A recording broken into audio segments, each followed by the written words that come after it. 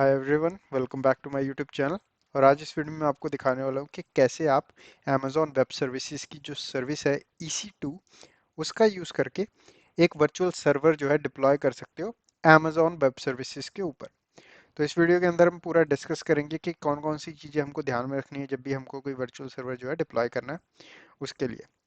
तो यहाँ पे सबसे पहले तो आपको कुछ नहीं करना, अपना कोई भी वेब ब्राउज़र ओपन कर लेना और नए टैब में आके सिंपल आपको सर्च कर लेना है AWS कंसोल।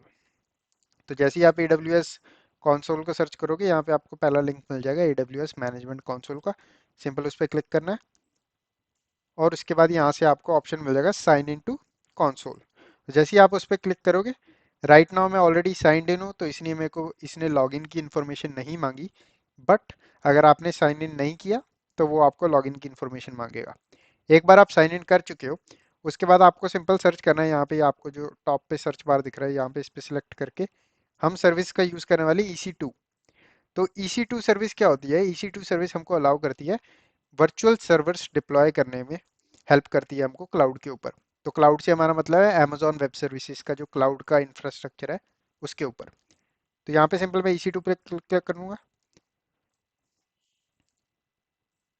और जैसे ही मैंने यहाँ पे क्लिक किया तो ये कुछ मेरे को ऐसा डैशबोर्ड दे देगा। यहाँ पे आपको दिख जाता है कि इंस्टेंसेस कितने रन हो रहे हैं, अगर आपके पास कोई की पेयर है कि नहीं, ये सब कुछ क्या है मैं अभी डिस्कस करता हूँ। आपके पास जैसे कि प्लेसमेंट ग्रुप्स मिल जाते हैं आपको। तो अब हमको एक सर्वर डिप्लॉय करना है, तो उसके लिए हम क्या करेंगे? उसके लिए हमको यहाँ पे ऑप्शन दिखेगा लॉन्च इंस्टेंस का। तो हमको लॉन्च इंस्टेंस पे क्लिक करना है और जैसे ही मैं इस पे क्लिक करूंगा तो यहाँ पे सबसे पहले ये मेरे को पूछेगा भाई आप अपनी सर्वर का नाम क्या रखना चाहते हो। मतलब कि आपके डैशबोर्ड पे जब आपको दिखे वो, तो उस सर्वर का नाम क्या हो। तो यहाँ पे इसका नाम रख देते हैं, फॉर एग्जांपल लिनक्स रखना चाहता हूँ, सिंपल मैं इसका नाम ये रख देता हूँ। फिर नेक्स्ट स्टेप है हमारा कि हमको कौन सी ऑपरेटिंग सिस्टम को यूज़ करके ये सर्वर बनाना है। तो हमारे पास यहाँ पे बहुत सारे ऑपरेटिंग सिस्टम की इमेजेस मिल जाती हैं, इनको हम अमेजॉन मशीन इमेज बोलते हैं। तो यहाँ पे लिनक्स की एक अमेजोन की अपनी एक लिनक्स डिस्ट्रीब्यूशन है उनकी, उन्होंने ये बनाई हुई है, वो यूज़ कर सकते हो। उबुंटू यूज़ कर सकते हो, विंडोज़ बेस्ड ऑपरेटिंग सिस्टम। आपके पास SC लिनक्स हो गया, रेड हैट हो गया, किसी भी तरीके का आपका डिस्ट्रीब्यूशन है आप वो यूज़ कर सकते हो, आपको सारे मिल जाते हैं यहाँ पे। तो यहाँ पे सिंपल मैं उबुंटू चूज़ कर लूँगा और उसके बाद यहाँ पे अगर मैं इसको सिलेक्ट करूँ तो यहाँ पे मेरे को डिफरेंट डिफरेंट टीयर्स मिल जाते हैं उबुंटू के। ठीक है, तो अकॉर्डिंग टू योर नीड्स आप इन टीयर्स को चूज कर सकते हो। और तो यहाँ बाय डिफॉल्ट जो मेरे को यहाँ पे मिल रहा है ये वाला चूज कर लूंगा मैं। नेक्स्ट है हमारे पास इंस्टेंस टाइप। तो इंस्टेंस से इनका मतलब क्या है? अब जैसे कि हर ऑपरेटिंग सिस्टम को एक सूटेबल रैम चाहिए होती है, एक सूटेबल हार्डवेयर चाहिए होता है, जैसे कि CPU कितना, कितने वर्चुअल CPU होंगे, कितनी रैम होगी। तो ये सारी इंफॉर्मेशन जो होती है ये आपको अमेजॉन वेब सर्विसेज प्रोवाइड करता है इंस्टेंस के टाइप के बेस पे। मतलब कि आप ऐसे नहीं है कि आप अपने सीधे ही जाके ऐसे बोल दो कि मेरे को 3 वर्चुअल CPU चाहिए या 4 वर्चुअल CPU चाहिए या फिर मेरे को 8 GB रैम चाहिए, नहीं। तो आप ऐसे नहीं सिलेक्ट कर सकते, आपको इन्होंने अपने अपने अलग अलग इंस्टेंसेस दिए हुए हैं। जैसे कि अगर आप टी टू डॉट स्मॉल नाम का इंस्टेंस यूज करोगे तो आपको 1 वर्चुअल CPU मिलेगा, 2 GB की रैम मिलेगी। अगर आपको 2 वर्चुअल CPU चाहिए, 4 GB की रैम चाहिए, तो आपके पास T2 डॉट मीडियम है, उसके बाद एक T2 डॉट लार्ज आ जाता है। तो इस तरीके से आपको डिफरेंट डिफरेंट इंस्टेंसेस के नाम मिल जाएंगे और अकॉर्डिंग टू योर नीड्स आप उसको चूज कर सकते हो। तो यहाँ पे मैं बाय डिफॉल्ट जो मेरे को फ्री टीयर एलिजिबल है वो वाला यूज कर रहा हूँ मैं, पर अकॉर्डिंग टू योर नीड्स आप इसको अपने अकॉर्डिंग डिफाइन कर सकते हो। नेक्स्ट है हमारे पास की पेयर लॉगिन। तो ये एक रिक्वायर्ड इंफॉर्मेशन है, क्योंकि जब भी आप किसी भी इंस्टेंस के ऊपर कनेक्ट करते हो अमेजोन वेब सर्वर्स पे, आपको एक की चाहिए होती है, अदरवाइज आप उसके ऊपर कनेक्ट नहीं कर सकते। ठीक है, तो ये की बहुत इंपॉर्टेंट होती है। तो ये की हम यहाँ पे अगर आपने नई नई इंस्टेंस रन किया, मतलब नया नया अमेजोन वेब सर्विसेज का कंसोल क्रिएट किया और पहली बार आप वर्चुअल इंस्टेंस बनाने जा रहे हो, तो आपको बाय डिफॉल्ट कोई भी की पेयर नहीं मिलेगा। तो आपको क्रिएट करना पड़ेगा एक। तो यहाँ पे मैं क्रिएट करने के लिए यहाँ पे क्रिएट न्यू पेयर पे क्लिक करूंगा और यहाँ पे मेरे को पूछेगा कौन सा टाइप का क्रिएट करना है आपको। तो हम यहाँ पे चूज करेंगे RS से, पेयर का नाम रख देंगे यहाँ पे SSH की, ये नाम रख देता हूँ मैं अपने इसका। उसके बाद हमारा यहाँ पे मेक श्योर करना है हमको डॉट पेम जो है वो वाला फॉर्मेट हो। ठीक है, अगर आपने पट्टी में यूज़ करना तो आपके पास पीपीके का भी आ जाता है, पर हम डॉट पैम वाला यूज़ करेंगे, वो भी पट्टी में चल जाता है। तो उसके बाद यहाँ पे कर दूंगा मैं क्रिएट की पेयर पे। और यहाँ पे अभी ये मेरे को पूछेगा भाई डाउनलोड कहाँ पे करना है आपको इस पेयर को, क्योंकि हमको ये वाली फाइल जो है बेसिकली डाउनलोड करनी है। तो मैं डाउनलोड फोल्डर में जाऊँगा और यहाँ पे जाके ऑलरेडी मेरे पास दो पड़े हैं, तो यहाँ पे एक नया पेयर मैं डाउनलोड कर लूँगा सिंपल। अब यहाँ पे जैसे ही यहाँ पे ये डाउनलोड हो गया, उसके बाद यहाँ पे हम इसको मेक श्योर करेंगे ये वाला की पेयर हम चूज़ कर लें। उसके बाद नेक्स्ट है हमारी नेटवर्किंग सेटिंग्स। तो बाय डिफ़ॉल्ट अगर आप किसी भी रीजन के अंदर अपना जो है सर्वर डिप्लॉय कर रहे हो, तो बाय डिफ़ॉल्ट आपको एक वर्चुअल प्राइवेट नेटवर्क हर रीजन के अंदर अमेजोन प्रोवाइड करता है। और हर वर्चुअल प्राइवेट के अंदर आपको 3 सबनेट मिलते हैं अलग अलग अवेलेबिलिटी जोन के अंदर। तो अगर मैं यहाँ पे वर्चुअल प्राइवेट क्लाउड बोलूँ तो यहाँ पे एक सबनेट मिला हुआ है, मतलब कि एक रेंज मिली हुई है मेरे को। और उसके अंदर मेरे को 3 डिफरेंट डिफरेंट रीजन मिले हुए हैं जिसके अंदर मैं अपना जो है डिप्लॉय कर सकता हूँ सर्वर को। तो यहाँ पे ये हमारा वीपीसी वर्चुअल प्राइवेट क्लाउड है, ये हमने डिफाइन कर दिया बाय डिफॉल्ट, जो है वो चूज है यहाँ पे। नेक्स्ट है हमारे पास सबनेट। तो सबनेट से यहाँ पे जब हम बात करें तो बेसिकली हम बात करें किस अवेलेबिलिटी जोन के अंदर हम इस सर्वर को डिप्लॉय करना चाहते हैं। तो हमारे पास 3 अवेलेबिलिटी जोन होते हैं हर रीजन के अंदर। तो यहाँ पे जैसे कि एक है यहाँ पे Canada Central 1 B, Canada Central 1 A, Canada Central 1 D. और ऐसे नहीं है कि अगर आपने एक वर्चुअल सर्वर एक अवेलेबिलिटी जोन के अंदर डाला और दूसरा दूसरे अवेलेबिलिटी जोन के अंदर डाला है, अगर वो सेम वर्चुअल प्राइवेट क्लाउड का पार्ट है, सेम रीजन के अंदर है, तो उनके बीच में कम्युनिकेशन होगी बाय डिफॉल्ट, उसमें कोई दिक्कत नहीं होती। तो यहाँ पे आप मैनुअली चूज कर सकते हो, अगर यहाँ पे इसको चूज नहीं करोगे तो ये ऑटोमेटिकली किसी भी जोन में डिप्लॉय कर देगा। तो यहाँ पे मैं सिंपल इसको चूज कर लेता हूँ, इस जोन को। नेक्स्ट है हमारे पास ऑटो असाइन पब्लिक आईपी। तो हम इसको एनेबल ही छोड़ेंगे क्योंकि हम चाहते हैं कि हमारा जो है सर्वर उसके पास एक पब्लिक आईपी एड्रेस हो।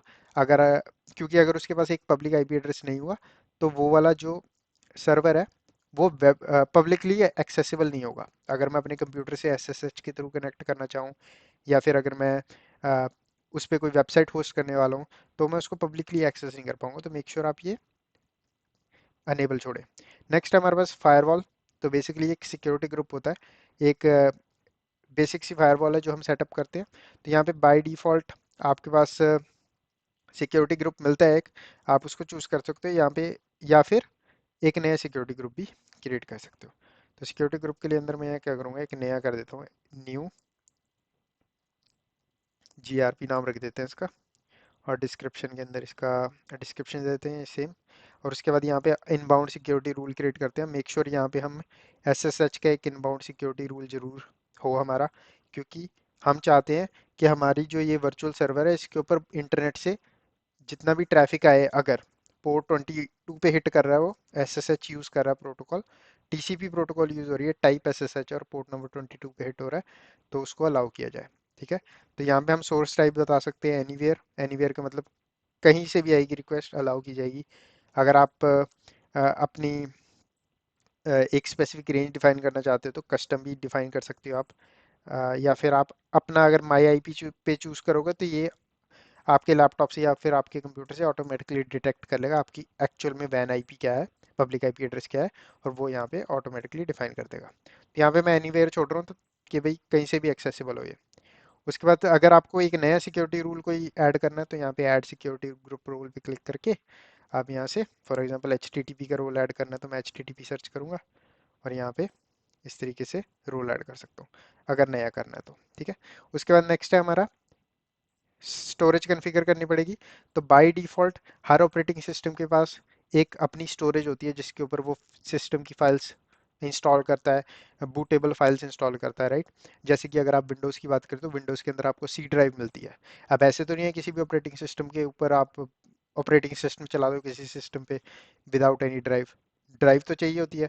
तो उसी सिनेरियो में यहाँ पे हमको एक रूट वॉल्यूम जो है कॉन्फ़िगर करनी पड़ती है। ठीक है। तो इस तरीके से आप यहाँ पे इसका साइज डिक्रीज इंक्रीज कर सकते हो।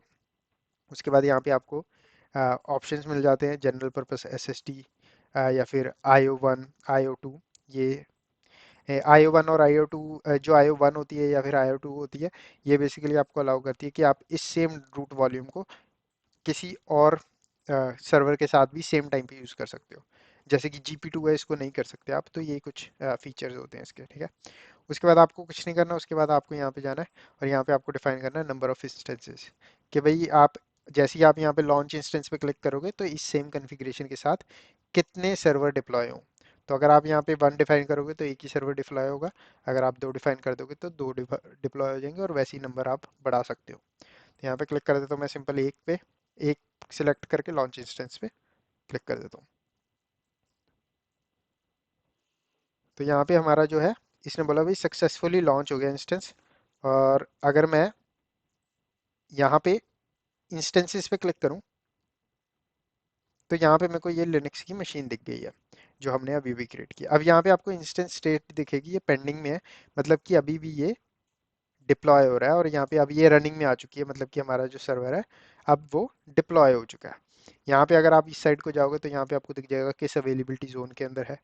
ठीक है, उसके बाद आपको पब्लिक आईपी एड्रेस भी दिख जाएगा इसका क्या है मशीन का। और ये आपको Amazon वेब सर्विसेज अपना एक पब्लिक डीएनएस भी देती है। तो ये डीएनएस नेम जो है साइंड है इस मशीन के ऊपर।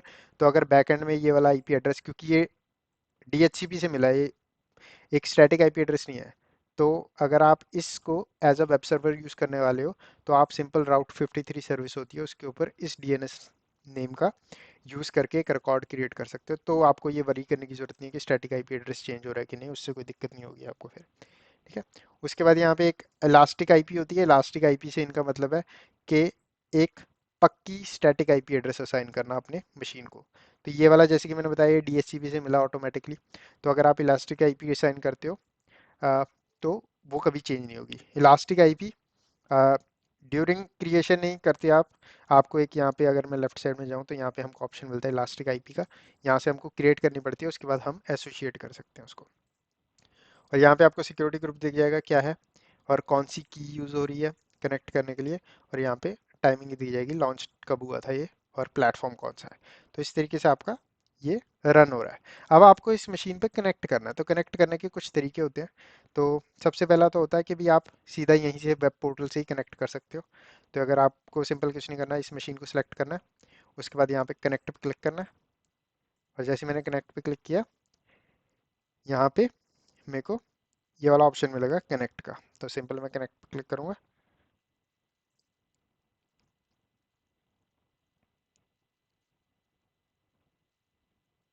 और यहाँ पे मैं अपने अपने लिनक्स सर्वर के ऊपर आ चुका हूँ। तो यहाँ पे अगर मैं हु एम आई करूँ तो ये मुझे दिखा देगा कि उबुंटू नाम का यूज़र है, उसके थ्रू हम लॉग्ड इन है। तो बाय डिफ़ॉल्ट अगर आप अमेजोन वेब सर्विसेज की डॉक्यूमेंटेशन पे जाओगे तो आपको पता चल जाएगा। आप सिंपल ऐसे सर्च कर सकते हो कि what is the default user, ऐसे कि अगर मैं करूँ what is default user for Ubuntu Amazon machine image on AWS। तो यहाँ पे इसने दिखा दिया कि उबुंटू नाम का यूज़र होता है। कई आपके होते हैं जैसे कि कई मशीन्स होती हैं, उनके आपका यूज़र जो होता है EC2 डैश यूज़र करके यूज़र होता है। अगर हम फॉर एग्जांपल रेड हैट की बात करें, रेड हैट भी एक मशीन है राइट। तो यहाँ पे अगर हम बात करें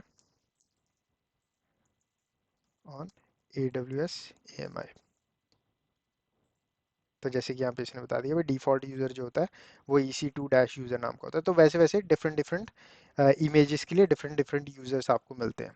तो यहाँ पे आपको ये वाला जो यूज़र मिलेगा ये इसको सूडो प्रिविलेजेस होती हैं, मतलब कि ये एज एडमिन काम कर सकता है। तो यहाँ पे अगर फॉर एग्जांपल आपको रूट अकाउंट का पासवर्ड रीसेट करना है तो आप सिंपल कर सकते हो, कमांड डाल सकते हो सूडो पासवर्ड रूट। पासवर्ड मांगेगा रूट का, सबसे पहले पासवर्ड मांगेगा ये उबुंटू नाम के यूज़र का।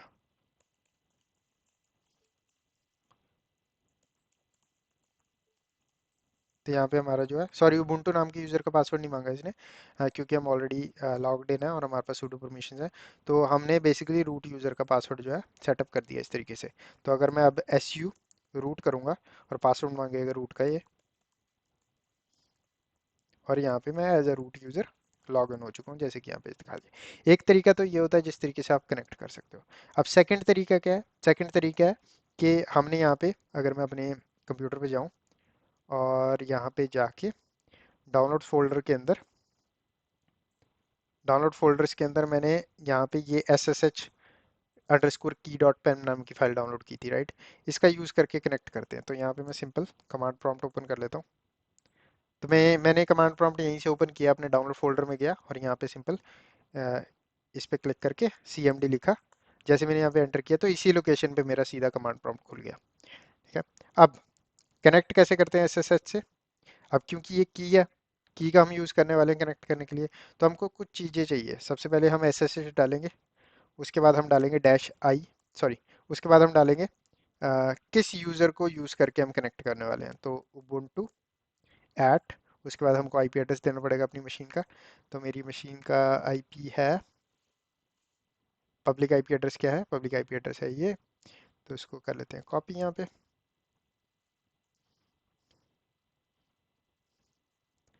इसको कर देते हैं पेस्ट, और उसके बाद -i। डैश आई से मैं क्या बता रहा हूँ, डैश आई से सिंपल बता रहा हूँ भाई, मैं यहाँ पे की का यूज़ करने वाला हूँ कनेक्ट करने के लिए, कोई पासवर्ड नहीं चाहिए मेरे को। क्योंकि अगर मैं ये वाला हिस्सा डैश आई नहीं डालूंगा तो ये जैसे मैं एंटर करूंगा मेरे को पासवर्ड मांगेगा। तो यहाँ पे मैं इसको बता रहा हूँ डैश आई को, कि भाई डैश आई का यूज़ करो, और यहाँ पे हम की जो है इसको इनपुट करने वाले हैं। तो यहाँ पे करते हैं एंटर। तो यहाँ पे बोलेगा फिंगरप्रिंट देना है कि नहीं, तो यस। और यहाँ पे अगर मैं हूँ एम आई करूँ, sorry, who am I, enter. तो यहाँ पे इस तरीके से मैं उबुंटू के अंदर आ गया, और यहाँ से मैं सिंपल रूट भी बन सकता हूँ दोबारा। और इस तरीके से आपका जो है अ, आप अपनी Amazon वेब सर्विसेज का यूज़ करके एक उबुंटू सर्वर, या फिर ज़रूरी नहीं है उबुंटू का सर्वर बनाना है, आप किसी भी ऑपरेटिंग सिस्टम का, आपको कम से कम 6000 इमेजेस मिल जाती हैं Amazon वेब सर्विसेज पे। डिफरेंट डिफरेंट ऑपरेटिंग सिस्टम पे डिफरेंट डिफरेंट वर्जन्स की इमेजेस मिल जाएंगी। तो आप किसी भी तरीके का वर्चुअल सर्वर जो है डिप्लॉय कर सकते हो इस तरीके से। तो इस वीडियो में बस इतना ही। वीडियो को लाइक करना ना भूलें, चैनल को सब्सक्राइब करें। मैं मिलता हूँ आपको नेक्स्ट वीडियो में।